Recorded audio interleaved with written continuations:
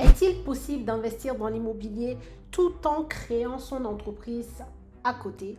Voilà la question qu'une d'entre vous ou un d'entre vous m'a posée sur Instagram et je vais y répondre dans cette vidéo. Peut-être que tu es aussi dans cette phase en train de vouloir créer ta société. Tu te demandes si tu peux aussi également investir dans l'immobilier. Alors regarde cette vidéo jusqu'à la fin pour avoir les réponses à tes questions.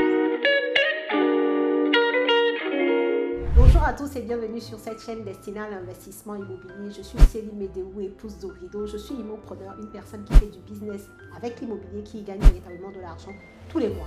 C'est ce que je t'apprends à faire au travers des contenus complètement gratuits sur cette chaîne, également au travers de mes formations et de mes accompagnements. Donc si le sujet t'intéresse, je t'invite tout de suite à t'abonner à la chaîne si ce n'est pas encore fait et surtout active ta cloche de notification pour ne pas rater mes futures publications.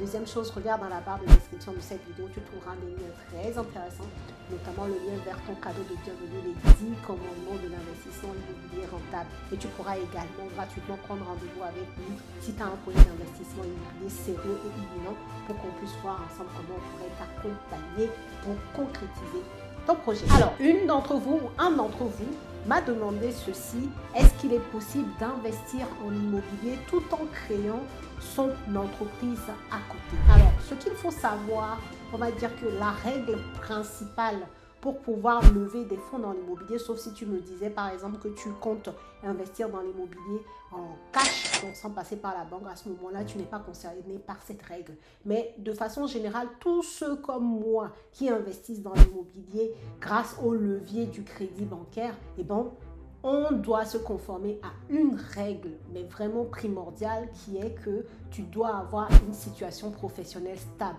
Tu dois pouvoir justifier des revenus récurrents, réguliers, pour pouvoir prétendre à un crédit immobilier. Pourquoi? Parce que avant de te faire un crédit immobilier, la banque a besoin de pouvoir calculer ta capacité d'emprunt. Et cette capacité d'emprunt n'est calculée que sur la base de tes revenus salariés, entrepreneuriaux, bref, de tous tes revenus, quoi. Il est important que tu puisses prouver que tu as une situation professionnelle stable et donc que tu as des revenus très réguliers, très récurrents. Donc quelqu'un qui est en train de monter, de créer sa structure, sa société, son entreprise, si cette personne-là à côté, parce que moi je l'ai fait, hein, j'étais d'abord salarié, j'ai commencé à investir dans l'immobilier, j'ai créé Immopreneur, la société, et ce n'est qu'après que j'ai laissé le CDI, mon travail salarié.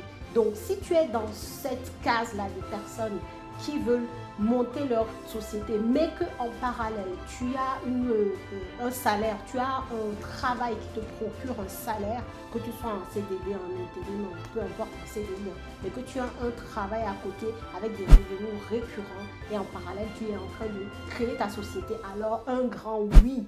Oui, à 100%, tu peux être en train de monter ta structure et en même temps investir dans l'immobilier et pouvoir lever le crédit, quoi. Donc ça, c'est important à comprendre. Il faut garder en tête que avoir le financement bancaire, c'est égal à prouver à la banque qu'on a des revenus réguliers, qu'on a une situation professionnelle stable. D'accord? C'est hyper important. Maintenant, dans le deuxième cas, admettons quelqu'un qui est en train de créer sa structure, créer sa société, mais que cette personne-là, elle a, admettons, des aides de l'État ou Pôle emploi. C'est une personne qui est au Pôle emploi, donc qui a des aides comme revenus et qui est en train de créer sa structure à côté. Et bien, cette personne-là ne peut pas lever du crédit. Pourquoi? Parce que les aides ne sont pas considérées comme des revenus, puisque si tu es en train d'être aidé, eh ben c'est que c'est limité dans le temps en fait. Donc comme un crédit immobilier, c'est sur 20 ans, 25 ans, tu comprends bien que la banque a besoin d'avoir plus que des aides de Pôle emploi pour pouvoir te constituer une capacité d'emprunt et se dire qu'elle va pouvoir te financer. Donc c'est très important de bien cerner cette règle-là, c'est la règle générale, peu importe la banque en France.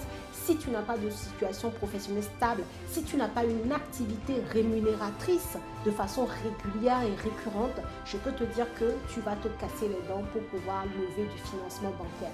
Donc, il faut bien intégrer cette règle-là. Une personne qui est en train de créer sa société, mais qui n'a que ça, c'est-à-dire elle n'a pas d'autres revenus, sachant que quand une société démarre, elle ne fait pas forcément de l'argent tout de suite, sauf des cas très précis, par exemple des personnes qui sont consultants en informatique, qui se mettent à leur propre compte, mais que avant même de se mettre à leur propre compte, ils ont déjà des contrats qui les attendent, sauf ce genre de cas ou les cas de personnes qui sont infirmières, libérales et tout ça, ce genre de profil-là, bien entendu, on sait que dès lors qu'ils se mettent à leur compte, ils ont du travail tout de suite, quoi. Donc ça, il n'y a pas de souci. Et ce genre de professions-là sont très connues par les banques par rapport à leur spécificité et ça pose moins de problèmes que d'autres domaines, que quelqu'un qui est en train de monter sa société de service dans je ne sais quel domaine et qui demande quand même un temps d'adaptation, d'avoir des clients, de pouvoir avoir de l'argent et que l'entreprise soit rentable. Si tu es en train de monter ta structure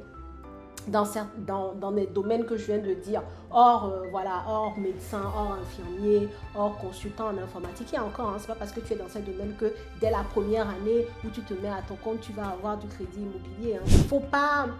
Il faut comprendre que la banque ne prend pas de risque en fait. La banque ne veut pas prendre de risque. Elle veut que tu coches les cases. Si tu ne peux pas cocher les cases, alors tu ne peux pas avoir de financement bancaire. Aussi simple que ça. Donc, peu importe le domaine dans lequel tu es finalement, si tu démarres ton activité, il est jeune, il n'a pas 2 années d'ancienneté, tu n'auras pas de crédit immobilier. Dans la majorité des cas, 99,99% des cas, tu n'auras pas ton crédit immobilier. Maintenant, il y a 0,01% des personnes parce qu'ils ont établi certaines relations avec leur banque, parce que ces personnes-là ont énormément d'épargne. Bref, il y a des situations, il y a des choses qui font que dans leur profil et avec le conseiller bancaire qu'ils ont en face ou la conseillère bancaire, on peut quand même leur céder le financement bancaire malgré ce profil de jeune entrepreneur, d'accord? Mais dans la majorité des cas, ça ne se passe pas comme ça, d'accord? Donc, moi, ce que je te conseille de faire, si tu es encore en CDI ou si tu as un travail salarié et que tu prévois de devenir entrepreneur, maximise tes investissements immobiliers avant de laisser ton job. Maximise. Fais tout ce que tu peux en termes d'investissement immobilier avec ton statut de salarié parce qu'on est en France, on sait que le statut de salarié, c'est ce qui est plébiscité par les banques parce que je vous ai dit encore une fois, la banque n'aime pas prendre de risques et donc c'est un statut qui renvoie de la stabilité professionnelle, de la récurrence dans les revenus et que la banque apprécie. Donc, profite de ce statut de salarié pour maximiser tes investissements avant de passer de l'autre côté en tant qu'entrepreneur, d'accord? Et sache d'ailleurs que quand tu investis dans l'immobilier en tant que salarié, si tes biens immobiliers, tu les as pendant 2 ans, la banque peut voir les revenus réguliers que te rapportent tes investissements immobiliers. Sache que elle peut être capable de te faire d'autres crédits même si après tu n'es plus salarié, d'accord? Il y a des gens qui sont rentiers et que grâce à leur rente, ils arrivent à avoir du crédit immobilier. Moi, je suis plus salarié par exemple. Ça ne m'empêche pas de pouvoir investir à nouveau dans l'immobilier parce que j'ai un parc immobilier qui commence à dater et que la banque considère ces revenus-là comme tout autre revenu puisqu'il y a de la récurrence dans les crédits, dans les loyers. Ok, un loyer se paye tous les mois. Il y a de la récurrence. Cette notion de récurrence, de régularité dans les revenus est très importante pour les banques. Donc, si tu as une chose à retenir dans cette vidéo, c'est stabilité professionnelle vis-à-vis des banques, revenus récurrents et surtout, si tu prévois de devenir entrepreneur et qu'aujourd'hui tu as une situation de salarié, maximise tes investissements là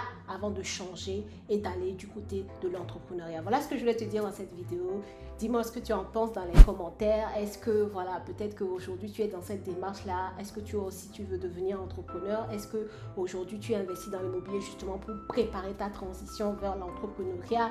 Bref, partage ton expérience en commentaire, partage cette vidéo massivement. Elle peut toujours aider quelqu'un à côté.